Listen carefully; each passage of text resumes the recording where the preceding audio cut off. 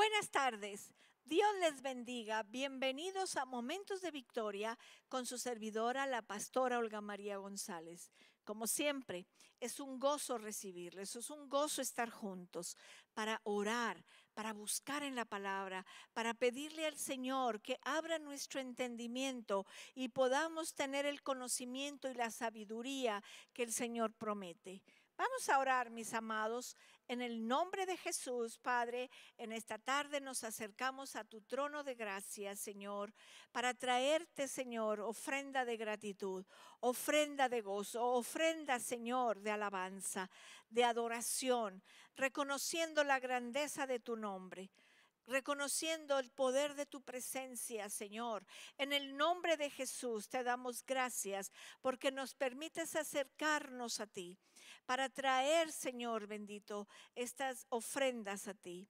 Háblanos a través de tu palabra y que nos des ese conocimiento de recibir en nuestro espíritu la obra poderosa de salvación y redención de Jesucristo.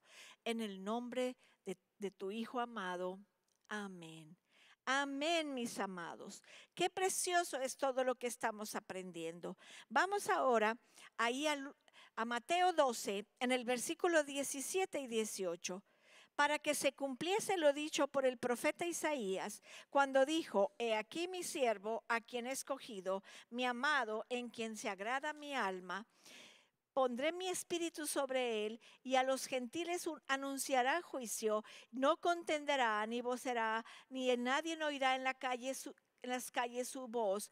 La caña cascada no quebrará, y el pábilo que humea no apagará, hasta que saque a victoria el juicio, y en su nombre esperarán los gentiles.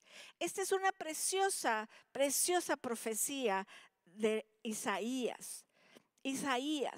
Imagínense el profeta Isaías hablando de algo para el futuro, hablando 750 años antes que naciera Jesucristo.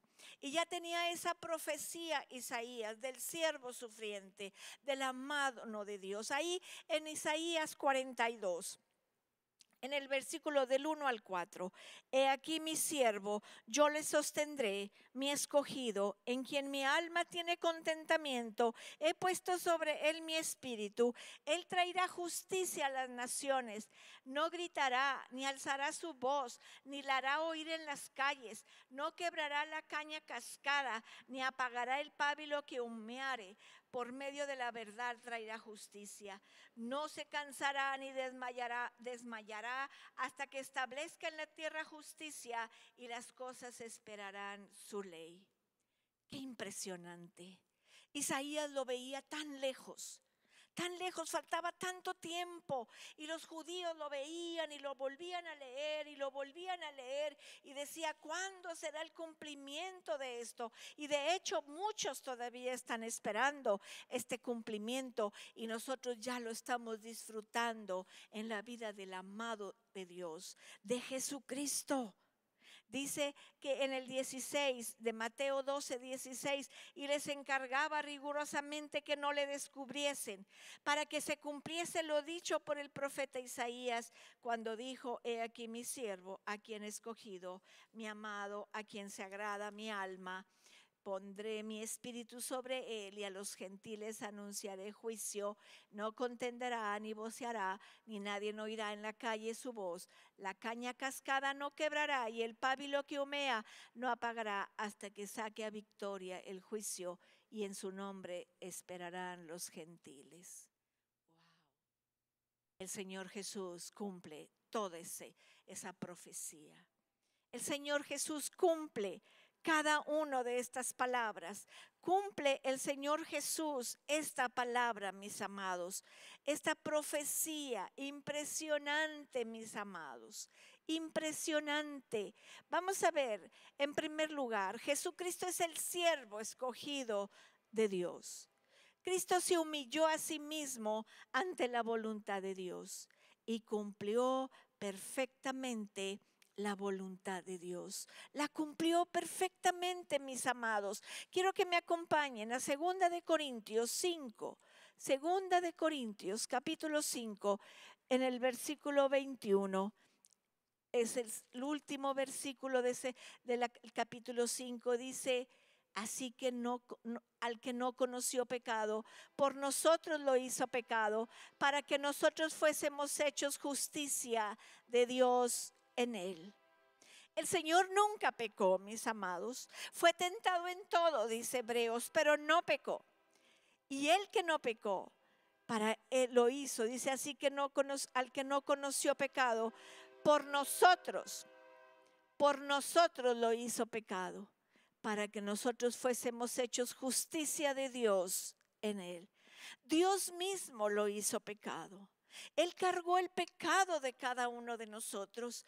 Tú y yo merecíamos la cruz. Tú y yo merecíamos el castigo eterno. Pero Jesucristo, en él, el Padre, cargó el pecado de todos nosotros, mis amados. ¡Qué impresionante! ¡Qué impresionante! Este ministerio del Señor Jesús, de cargar el pecado de todos. Él que no conoció pecado. Dios lo hizo pecado por ti y por mí. Quiero que vayamos a Hebreos capítulo 4, en el versículo 15, 4:15, dice la palabra del Señor, porque no tenemos un sumo sacerdote que no pueda compadecerse de nuestras debilidades, sino de uno que fue tentado en todo, según nuestra semejanza, pero sin pecado. Acerquémonos, pues, confiadamente al trono de la gracia para alcanzar misericordia y hallar gracia para el oportuno socorro. Tenemos un sumo sacerdote, un pontífice. Un pontífice es el que hace puentes. Él construye puentes entre tú y Dios. Él es el puente, Él es el camino, la verdad y la vida. Él es nuestro pontífice, Él es nuestro sumo sacerdote. Y Él se compadece de nosotros porque para eso se hizo hombre, para eso se hizo hombre. Por eso Él es el siervo ideal de Dios, es el modelo, es el cuadro, es el ideal de cómo todo hombre debemos de servir a Dios. Jesús fue el siervo escogido de Dios en la gran obra redentora. Cristo fue escogido por Dios y fue siervo de Dios. Fue siervo de Dios. Fíjense en Efesios capítulo 5. Efesios capítulo 5, en el versículo 2. Dice la palabra del Señor de esta manera, 5:2. Desde el 1 dice, sed pues imitadores de Dios como hijos amados y andar en amor como también Cristo nos amó y se entregó a sí mismo por nosotros, ofrenda y sacrificio a Dios en olor fragante. Aleluya. Qué tamaño de redentor tenemos, qué tamaño de sumo sacerdote, de pontífice tenemos. Tenemos un Dios poderoso, tenemos un redentor que se ofreció a sí mismo, mis amados, a sí mismo por nosotros. Ahí en Primera de Pedro capítulo 2 versículo 4 dice, acercándonos a él, piedra viva, desechada ciertamente por los hombres, mas para Dios escogida y preciosa. Escogida y preciosa. ¿Qué más podemos pedir, mis amados? ¿Qué más podemos pedir si tenemos a un Redentor? Lo acabamos de recordar ahora en Semana Santa. Acabamos de recordar toda la obra en la cruz. Lo acabamos de recordar. Acabamos de oír las 7 palabras.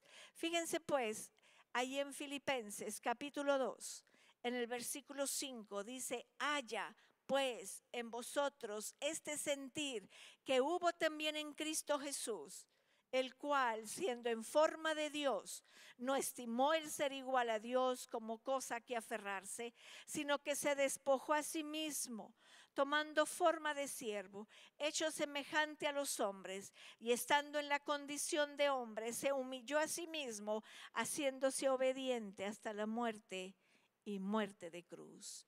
por lo cual Dios también lo exaltó hasta lo sumo y le dio un nombre que es sobre todo nombre, para que en el nombre de Jesús se doble toda rodilla de los que están en los cielos y en la tierra y debajo de la tierra, y toda lengua confiese que Jesucristo es el Señor, para gloria de Dios Padre. Aleluya. ¿Qué más podemos pedir? El Señor Jesús hizo todo por nosotros. No solamente tenemos que hacer es orar y creer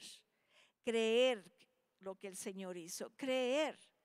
Dice en Hebreos 17, entonces dije, aquí vengo, oh Dios, para hacer tu voluntad, como en el rollo del libro está escrito de mí. Lo único que Jesucristo quería hacer es la voluntad de Dios.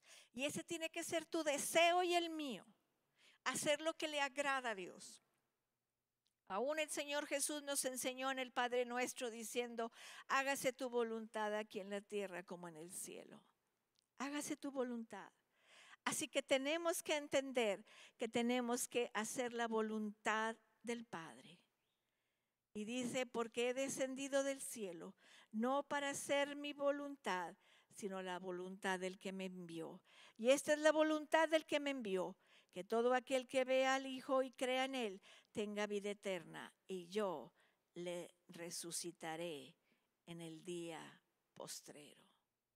Juan 6, 38 al 40.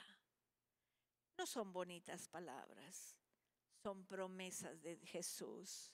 Salieron de la boca de mi Jesús y es para ti y para mí. Apropiate de la promesa.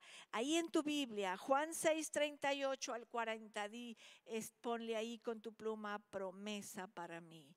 Es una promesa para mi vida.